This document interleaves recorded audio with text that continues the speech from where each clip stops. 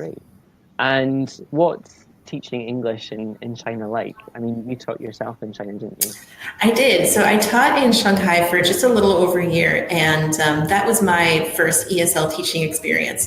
And I would definitely say that, again, that lesson of accepting that not everything is going to be perfect the first time around really was important for me. But so my experience teaching in China was, the first 2 weeks I did that corporate training with EF, and then the next 2 weeks I did a lot of shadowing at my physical school. And so there was a lot of opportunities to see different teaching styles, to learn about how the school operated, to learn about the different materials that were available to me to help me in my teaching. And then even though you are put in a classroom by yourself, you're not really by yourself. So there's still a lot of observations that go on to give you feedback so that you can improve, as well as just to give you that support as a teacher for your first time. That's not to say that you're micromanaged either. There's not going to be anybody constantly standing outside the door and making sure that you've done this and this and this and this and this.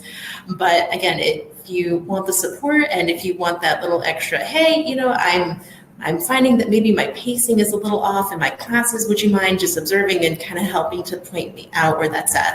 So again, as a first-time teacher, as someone who didn't have previous experience teaching ESL, that was really, really helpful for me.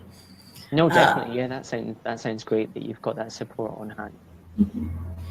And then beyond those first, couple of weeks and into that first month, so I really enjoyed having the full age range. I really like teaching ages 3 up to 18. And I really appreciate the work-life balance because especially in the US, we have this unfortunate thing where it happens where teachers work 40 hours a week, and then outside of those 40 hours, they're working another 30. So that's definitely not what we refer to as work-life balance, but that's something that you can have with these positions in China. It is important to know that the hours for the position are on the evenings and weekends, so it's a standard 40 hours a week. You still get 2 consecutive days off. They just won't fall on Saturday and Sunday.